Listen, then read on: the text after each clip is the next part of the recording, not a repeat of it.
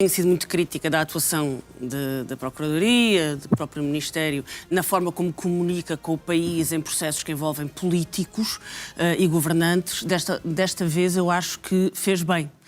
Se há um caso que está a ser investigado e o nome de um candidato presidencial a poucos dias das eleições vem à baila estando envolvido nesse caso, é bom que a Procuradoria esclareça ao país se essa pessoa é arguida ou não é arguida e ficamos todos a saber disso. Fê-lo um dia depois da notícia, se bem que também poderia ter feito à revista Sábado, que questionou a Procuradoria-Geral sobre isso antes de ter da história ter sido tornada pública. É estratégia de comunicação. Mas pelo menos mais vale tarde do que nunca e um dia depois é uma resposta rápida. Mas há aqui uma segunda nota, que é o que está na base deste escândalo. Eu acompanhei alguns casos da defesa na altura em que houve também uma investigação do Ministério Público ligada a Alberto Coelho, um quadro do CDS que era diretor de recursos, já não me lembro bem do cargo, no Ministério da Defesa, e que foi constituído arguido por corrupção, em que as suspeitas eram também contratos massivos de ajustes diretos, envolvendo empreitadas do Hospital Militar e outro tipo de empreitadas, feitas para beneficiar determinadas empresas e com alguns esquemas ali de corrupção. E, portanto, no momento em que o Ministério da Defesa se prepara para gerir milhões de dinheiro nacional e europeu, mas sobretudo do Orçamento de Estado, eu acho que nós devemos evitar a todo custo que haja um novo caso submarino dos submarinos, como aconteceu com Paulo Portas em Portugal, e preocupa-me a falta de transparência nos contratos do Ministério da Defesa. Gonçalo. Eu dizer que ainda bem que o Ministério Público se pronunciou de forma tão rápida e tão ágil, acho que já é a segunda vez, já no caso de Marcos Mendes também se tinha pronunciado no dia seguinte, corrijam-me se estiver errado, há um jornalista aqui que me poderá confirmar.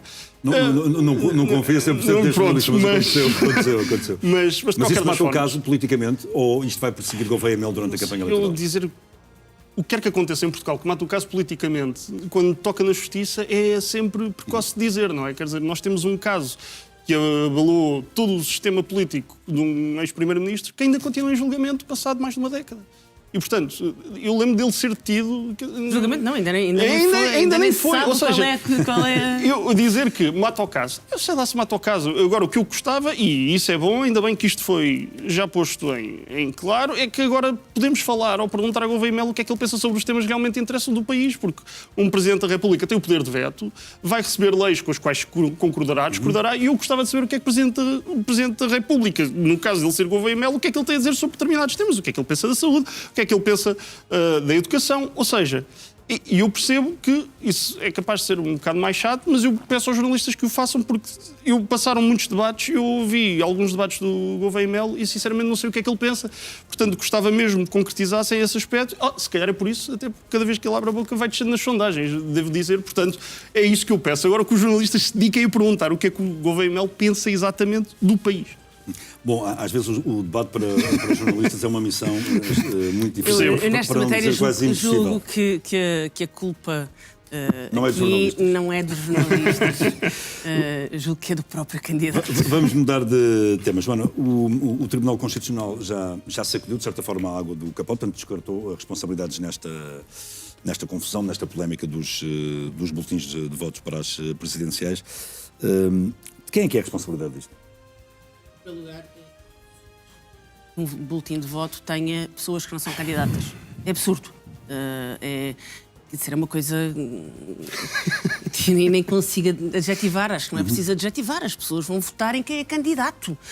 Não é normal que apareça o nome de outra pessoa que não é candidata no boletim de voto.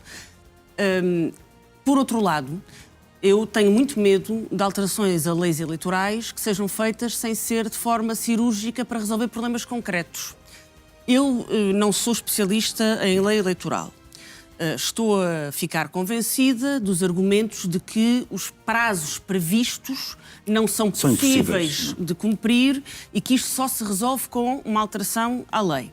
Nessa circunstância, o meu apelo é para que essa alteração seja feita em articulação com a Comissão Nacional de Eleições e que haja uma vontade política de fazer uma alteração cirúrgica em relação aos prazos, que eu também não sei qual é, porque ela tem que ser cuidadosa desse ponto de vista e tem que ter articulação com o Tribunal Constitucional, com a Comissão Nacional de Eleições, tem que ter em conta procedimentos, inclusive procedimentos das autarquias, procedimentos para votos para votos para votos de e para os consulados, para os consulados, para os procedimentos não é? para presos, hospitais, acamados, ou seja, tudo isso tem que ser feito com cuidado.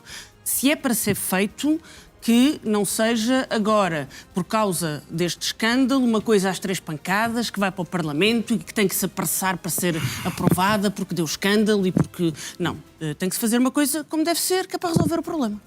Gonçalo, peço uma reação rápida para ainda termos tempo para falar do outro tema do Cristiano Ronaldo, incluindo a mensagem de Natal do Primeiro-Ministro. Eu vou ser sincero, eu acho isto uma palermice completa e demonstra todas as ineficiências e burocracias do Estado. E, reiterando aquilo... Quer dizer, o Estado, peço desculpa, Gonçalo, não é só o Estado, em última análise são os partidos com assento político parlamentar, então, porque lá estão os deputados, não é? E os deputados é que podem fazer essa alteração. O que quero dizer isto é o seguinte, o Tribunal Constitucional é o mesmo Tribunal Constitucional que valida as candidaturas, que faz o sorteio do boletim. Ou seja, o Tribunal Constitucional, quando fez o sorteio do boletim, estava consciente que haveria ali nomes que poderiam não ter reunidas as assinaturas necessárias, que já agora, para quem está em casa, são 7.500 assinaturas, para conseguir constar depois daquele boletim de votos e o seu voto contar para alguma coisa. Ora, eu quero reiterar que há 5 anos isto voltou a acontecer. Houve um candidato chamado Eduardo Batista que entregou 11 assinaturas, 11 de 7.500, das quais 6 foram validadas. Não, presidenciais de há 5 anos. Nas presidenciais. Presidenciais de há 5 anos. Ele entregou 11 assinaturas, das quais apenas 6 foram validadas e o nome dele era só o primeiro do boletim. Claro. Ou seja, das duas uma. Ou ela é estúpida ou estúpidos somos nós. Porque não há meio termo nisto. Nada disto faz qualquer tipo de sentido. Portanto, por favor, mudar isto. E agora há outra preocupação que eu acho que ninguém está a ter em consideração, que é ir na segunda volta. Temos um hiato tão curto para a segunda volta e temos de enviar votos por correspondência. A questão aqui não é bem, pelo que eu compreendi, a questão não é bem essa. A questão é que o recurso das candidaturas rejeitadas é o prazo do recurso que interfere com as datas de envio Isso só vai ser decidido dia 2, não é? Isso só vai ser decidido dia 2. Bom, vamos falar da inclusão de Cristiano Ronaldo, da mentalidade vencedora de Cristiano Ronaldo na mensagem de Natal do Primeiro-Ministro. Joana, fez bem ou fez mal o Primeiro-Ministro? Ser clara, socorrer-se de Ronaldo. Quero ser clara sobre isto. O Primeiro-Ministro pode elogiar o futebolista que entender. Eu já o fiz com vários desportistas. Agora, o Primeiro-Ministro foi eleito para ser Primeiro-Ministro, não foi eleito para ser um mau mentality coach.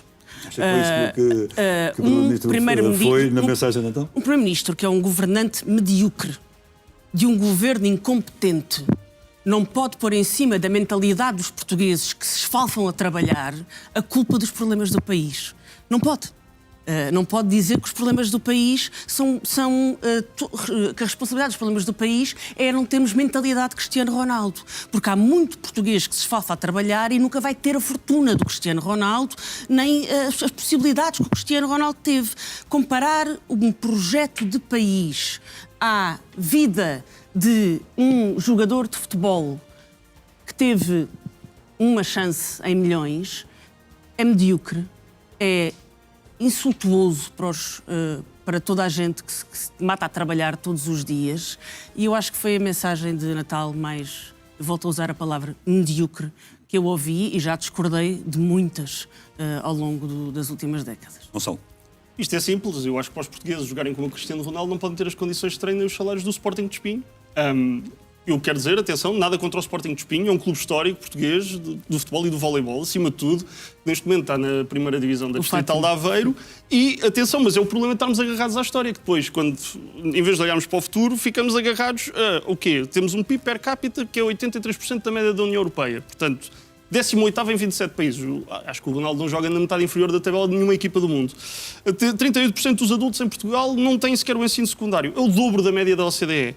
O investimento por estudante está 14 pontos percentuais abaixo da média da OCDE. Ora, claro, isto é um problema grave e eu acho que o Ronaldo também, quando vai ao hospital, não está à espera de 19 horas para ser atendido numa urgência. Ou, por exemplo, um país de topo que quer que os Ronaldos joguem em Portugal, só para terminar, João, não quer que um sistema de controle de fronteiras europeu seja suspenso durante 3 meses. Acho que é o mínimo de um país topo, diria eu. É tudo uma questão de mentalidade. O Ronaldo, para chegar a Ronaldo, para ser o Ronaldo que nós conhecemos, foi para o Manchester United, para o Real Madrid, para a Juventus, voltou para o Manchester United e agora está no Al Nassr a ganhar milhões na Arábia Saudita. Sim, senhor. O ponto não é este. O ponto é, se queremos que os Ronaldos fiquem em Portugal, demos-lhe as condições para eles jogarem como o Ronaldo.